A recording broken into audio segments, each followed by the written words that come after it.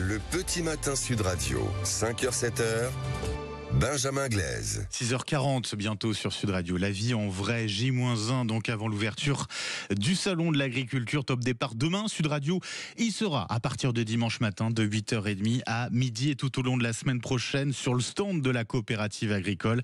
En attendant, vous le savez, comme chaque vendredi à cette heure-là, portrait d'agriculteurs et d'agricultrices. En l'occurrence, ce matin, nous sommes en Bretagne, plus précisément dans les Côtes-d'Armor avec vous, Nelly Moreau. Bonjour.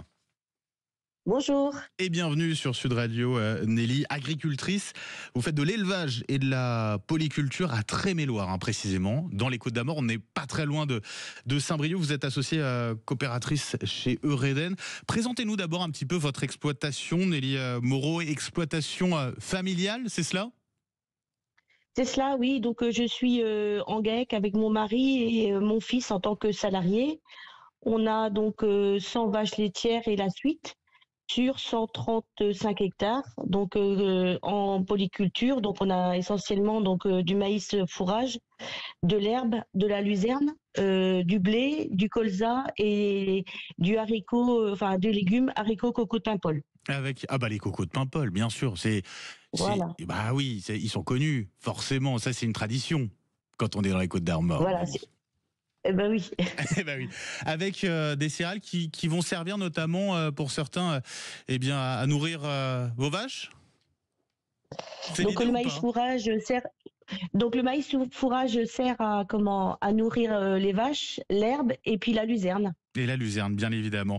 Quelle race de vaches vous élevez, Nelly Moreau ? Parce que j'imagine qu'il y a des raisons forcément au choix sur lequel on va porter pour une race en particulier de vaches. Donc chez nous, c'est la Primostein, une vache assez grande qui produit du lait de manière qualitative et quantitative. Et ça depuis plusieurs générations. Depuis plusieurs générations, le lait de vos vaches, il est commercialisé à travers des marques que les Français connaissent bien, Paysans Bretons, ou encore les recettes de Madame Loïc. Forcément, c'est un avantage aussi de bénéficier aussi de cette visibilité-là à travers ces marques, j'imagine, Nelly. On en a besoin parce que nous on produit le lait derrière, donc on est associé à une coopérative qui elle les transforme et les valorise, donc aussi bien au niveau de la GMS que de la RHD. Est-ce qu'on arrive à en vivre ? C'est vrai qu'on a beaucoup entendu d'éleveurs laitiers qui disaient c'est compliqué d'en vivre. Est-ce qu'aujourd'hui vous produisez du lait ? Est-ce que vous arrivez à en vivre, à vous sortir un revenu ?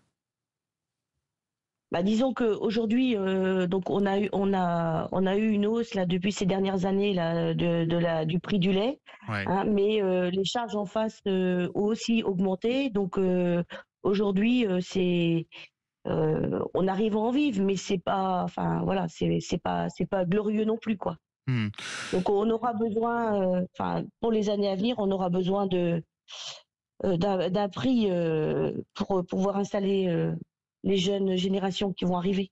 Un prix juste, un prix qui permet de vivre véritablement de son métier, c'est ça, Nelly Moreau ? C'est ça, un prix rémunérateur qui puisse dégager du revenu pour pouvoir vivre décemment de notre métier, parce que on travaille 7 jours sur 7, les vaches, la filière animale, c'est ça, c'est tous les jours, toute l'année. Il n'y a pas de jour férié, donc pour pouvoir se dégager du temps pour des loisirs ou des vacances, il faut avoir la capacité financière à embaucher des salariés ou à faire appel à un groupement employeur. Et ça, ça passe par un prix juste.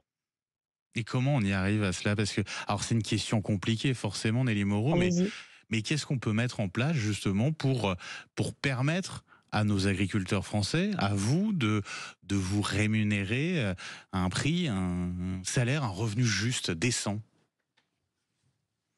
Écoutez, faut que le prix du lait puisse prendre en compte en fait toutes nos charges, l'hausse des charges que nous avons sur les exploitations de manière générale.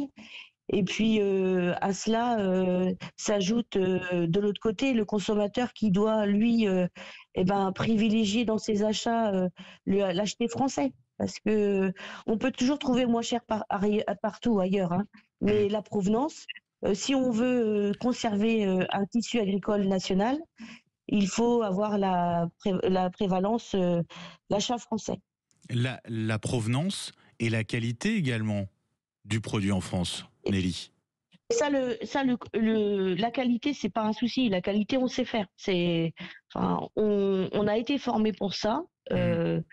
Et aujourd'hui, pour moi, le sujet n'est pas la qualité du produit. En France, on sait C'est ce produire, qu'on peut mettre en on avant sait en tout produire cas et ça. rappeler. Voilà, c'était le sens de mon C'est ça, propos. Voilà. c'est Ouais. ça, c'est Mmh. ça. Mmh.